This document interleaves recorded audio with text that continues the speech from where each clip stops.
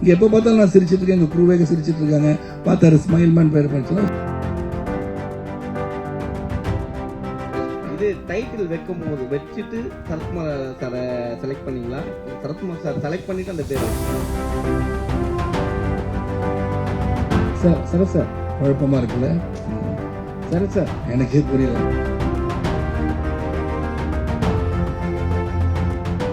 நடிப்புல 150 வந்துட்டீங்க. ஆனா நீங்க தயாரிப்பாளர், டைரக்டர் அது அப்படியே இருக்குது 1-2ஓட. நான் வந்து இயக்குனர்னு சொல்றது வந்து அந்த அந்தஸ்துக்கு அந்த ஸ்தானத்துக்கு வரணும்னா மெனக்கடல் அதிகமாக வேணும், அதுக்குள்ளே இருக்கணும். நான் வந்து தலைமகன் பண்ணதுக்கு காரணம் வந்து அன்பு சகோதரர் பாலாஜி வந்து இன்பிட்வீன் ஒரு சின்ன கன்ஃபியூஷன்னால அவர் வந்து அந்த இயக்க முடியாமல் போனாங்க. அந்த படத்தை முடிக்கணுன்றதுக்காக நான் டைரக்ட் பண்ணேன். எனக்கு ஆசை இருக்குது. ஐ லவ் டு எடிட் பண்ண ரொம்ப ரொம்ப ஆசை. இன்னைக்கு லோகேஷ் வரல.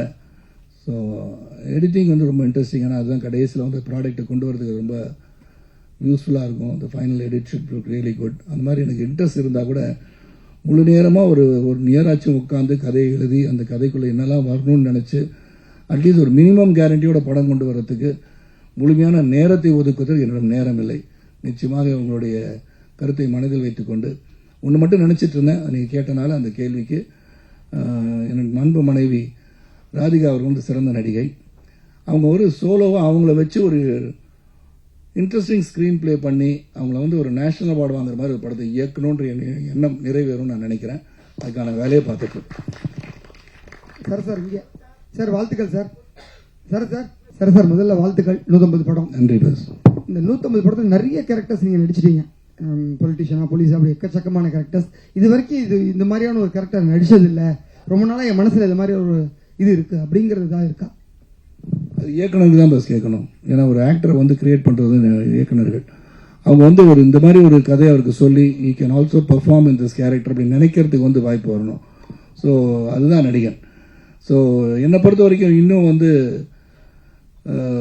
ஐ have not got something to give my very best அப்படின்றது இன்னும் எனக்கு அப்படி நான் நினைக்கிறேன். Thank you sir. நான் கொலை பண்ணுறதுக்கு தமிழ்நாட்டில் அதிகமாக கொலை நடக்குதுன்னு சொன்னீங்க. அதர் ஸ்டேட்ல கொலையில எல்லா இடத்துலையும் நடக்குது. கொலை நடக்குதுன்னு சொன்னாங்க. தமிழ்நாட்டில் இங்கே செய்தி இங்கே வந்துட்டு இருக்கு. இப்போ கூட வரும்போது வந்து ஆழ்வார்குறிச்சி தென்காசி மண்டலம் நடந்துச்சு சொன்னனால டக்குன்னு சொல்லிட்டேன். பஸ் தப்பு. எல்லா பக்கமும் நடக்குது கொலை. அமெரிக்காலே நடக்குது. சார் வாழ்த்துக்கள். 150வது படம் இதே மாதிரி 200, 250 நிறைய பண்ணணும் வாழ்த்துறோம் சார். 100வது படம் தலைமகன் நல்ல பெருசா பிரம்மாண்டமா நடந்தது.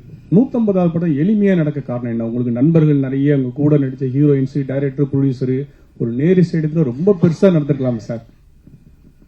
அதை பற்றி என்னை பொறுத்த வரைக்கும் கொண்டாட வேண்டிய நேரத்தை கொண்டாடுறது இல்லை, கொண்டாடணும்னு நினைச்சா கொண்டாட முடியறது இல்லை. அவ்வளோதான் சார். சரத் சார் குழப்பமா இருக்குல்ல? சார் எனக்கே புரியல. அப்படி புரியல சார். சொல்லுங்க sir. Smile man. Yes sir. 2023 வந்து இங்கிலீஷ் படம் வந்தது. அது வந்து பிரம்மாண்டமா பேசப்பட்டது. வில்லியம்ஸ் நடிச்சிருந்தாரு. இப்ப வந்து டைட்டிலுக்கு பஞ்சமா இல்ல கதைக்கு பஞ்சமா? ஏன்னா வந்து ஸ்மைல் மேன் படம் வந்துச்சு, அது ஏற்கனவே நல்லா பிரம்மாண்டமா போயிடுச்சு. படம் வந்துருச்சு, அது ரஜினி சார். அதுதான் சார். ஏன்னா தமிழ்ல வைக்கிறீங்களா சார்? இப்ப வந்து தமிழ்ல அதே மாதிரிதான் டைட்டிலா இல்ல ரஜினி சார் கூலி வைக்கணுன்றது என்ன அவசியம்னா அதுக்கு காரணம் இருந்திருக்கு. அதனால வச்சிருக்காங்க. இங்க எப்ப பார்த்தாலும் நான் சிரிச்சிட்டு இருக்கேன், எங்க குரூவே சிரிச்சிட்டு இருக்காங்க. பார்த்தாரு ஸ்மைல் மேன் பேர் படிச்சா வச்சுட்டாரு.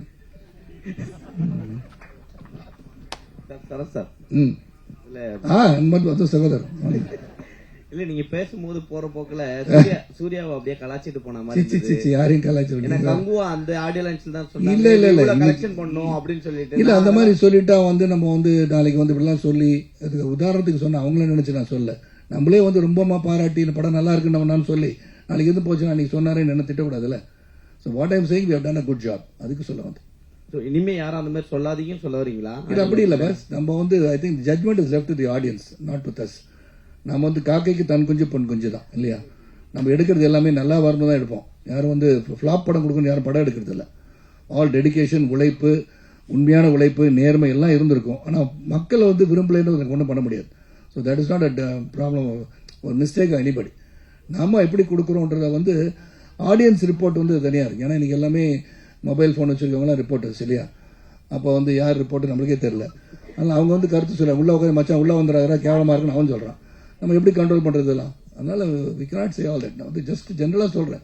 இது சொன்னால் வந்து சில சமயம் நடக்காதுன்னு.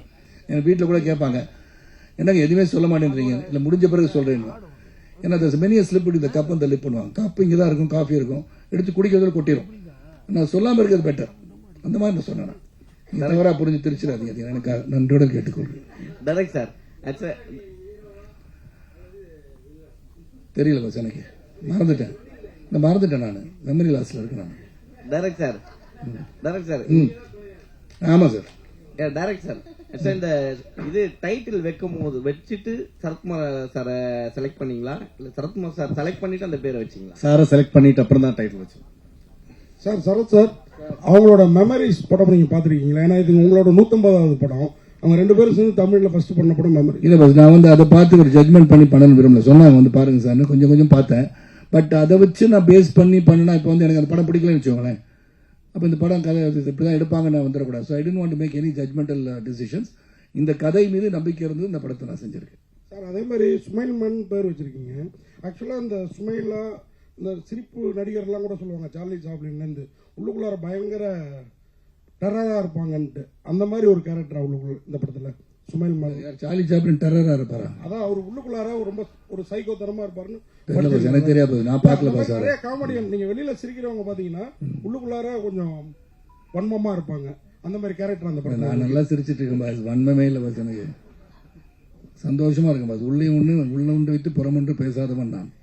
சரி சார், 150வது படத்துலயும் நீங்க ஹீரோவா நடிக்கிறீங்க. வருங்காலத்துல ராகுல் சார் வந்து ஹீரோவா நடிப்பாரா? அவர் கூடயும் சேர்ந்து நீங்க ஹீரோவா நடிப்பீங்களா? அது ராகுல் வந்து 27ஆம் தேதி படம் பார்க்க வரும்போது அவர் பார்த்து கேளுங்க.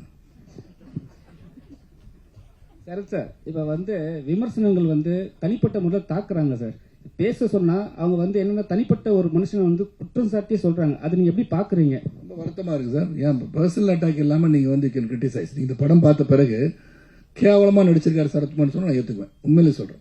I won't father about that. ஏன்னா அது உங்களுடைய கருத்துக்கு நான் சரியா நடிக்கலைன்னு சொல்றது வந்து ஏத்துக்குதான் ஆகணும். It's criticism, fair criticism. ஏத்துக்குவேன். நான் என்ன பண்ண நேரம் கொண்டு வந்து கேட்பேன், சகோதரா என்ன ப்ராப்ளம், என்ன பண்ணிருக்கேன்னு நினைக்கிறீங்க கேட்பேன். ஏன்னா மண்ணிட்ட பல தடவை பேசியிருக்கேன்.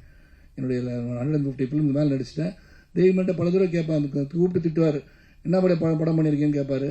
I take it very positively. But அதே சமயத்தில் பர்சனல் போயிடக்கூட தப்பாது. அது எனிபடிஸ் பர்சனல் லைஃப்பை அட்டாக் பண்ணுறது ரொம்ப தப்பு நான் நினைக்கிறேன்.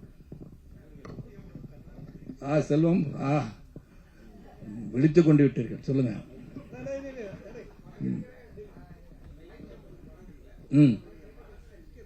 எல்லாமே நிக்குது பஸ் மனசுல. அதாவது தனித்துவமா ஒரு படம் நிக்குது. அது எந்த படம்? தனித்துவ படம் இல்ல. அப்படி பார்த்தா நிறைய ஹிட் படத்தெல்லாம் சொல்லலாம். அப்புறம் அது மட்டுமா படம்னு சொல்லுவாங்க நாளைக்கு. அப்புறம் வந்து ரவிக்குமார் படமா சொல்லுவேன். என்னை உருவாக்கிய செந்தில்நாதன் பத்தி சொல்லலன்னு நினைக்கலாம். கட்டபொம்மன் ஓடிச்சு, மணிவாசன் இல்ல, அவரை பத்தி சொல்லலன்னு சொல்லலாம். ஸோ என்னை பொறுத்த வரைக்கும் நான் வந்து டெடிக்கேட்டா ஒரு படம் நல்லா வரும் தான் நடிச்சிருக்கேன். ஸோ எல்லாத்துக்கும் எனக்கு ரொம்ப சந்தோஷம் தான். நீங்க கேட்கறது கேள்வி நல்லா இருக்கு, ஆனா பதில் வேற மாதிரி போயிடுவானான்னு பாக்கிறேன். சார் சொல்லுங்க சார். இப்ப இருக்க சிச்சுவேஷன்ல அரசியல் வந்தாவே சினிமா விட்டு வெளியே போக வேண்டிய சிச்சுவேஷன் இருக்கு. ஆனா நீங்க அரசியலும் இருக்கீங்க, சினிமாவிலயும் இருக்கீங்க. அதான் சரத்குமாரோட ஸ்பெஷாலிட்டி. ஜாலியா இருக்குல்ல, எல்லாமே ஜாலியா பதில் சொல்லிட்டு உள்ளொன்று வைத்து புறமொன்று பேசாமல் நிம்மதியா போயிட்டு இருக்கு பஸ். ஒரு குழப்பம் இல்லை, எனக்கு சொல்றது எதுவுமே குழப்பம் கிடையாது. நீங்க அடுத்த அரசியல் இதுக்கு வந்தீங்கன்னா உங்களை என்ன கேள்வி கேட்டாலும் பதில் சொல்லுவேன். அது அந்த ட்ராக்ல போகும்போது நிச்சயமா அதுக்கான பதில் பார்லிமெண்ட் நடந்ததுல இருந்து பேசுவேன். சொல்லுங்க சார். சரத் சார், அதாவது நீங்க வந்து நிறைய படங்கள் ஜாதி படங்கள் நடிச்சீங்க. டைட்டிலே ஜாதி இருக்கும். கவுண்டர் பொண்ணா கொக்கா அந்த மாதிரி. சின்ன கவுண்டர்னு விஜயகாந்த் நடிச்சாரு, தேவர்மோகன் கமல் நடிச்சாரு, மறுமலர்ச்சி மம்முட்டி சார் நடிச்சாரு. ஆனா அன்னைக்கெல்லாம் இல்லாத ஜாதி வன்மம் இன்னைக்கு வர்ற படங்கள்லாம் பழசு தோண்டி எடுக்கிறாங்க. இதை நீங்க எப்படி பாக்குறீங்க? இது தேவையா தமிழ் சினிமாவுக்கு? முதல்ல வந்து என்னை பொறுத்த வரைக்கும் நான் சமத்துவம், அதாவது சமத்துவம் தான் நான் என் பேசிக்கா. அது வந்து நீங்க இங்க உட்காந்து எல்லாரும் கையை கீறி பார்த்தாலும் சிவப்பு நேரத்தில் ரத்தம் ஓடும். இறைவனின் படைப்பு நாம் அனைவரும் ஒன்றென்ற தத்துவத்தை கொண்ட நான் அதை வந்து அழுத்தி சொல்ல வேண்டிய கட்டாயம் இருக்கா இல்லையான்னு எனக்கு தெரியல. Because once again you keep on dividing people, the country cannot be one. அவ்வளவுதான் சொல்ல. செய்திகளை உடனுக்குடனும் துல்லியமாகவும் தெரிந்து கொள்ள சப்ஸ்கிரைப் பண்ணுங்க.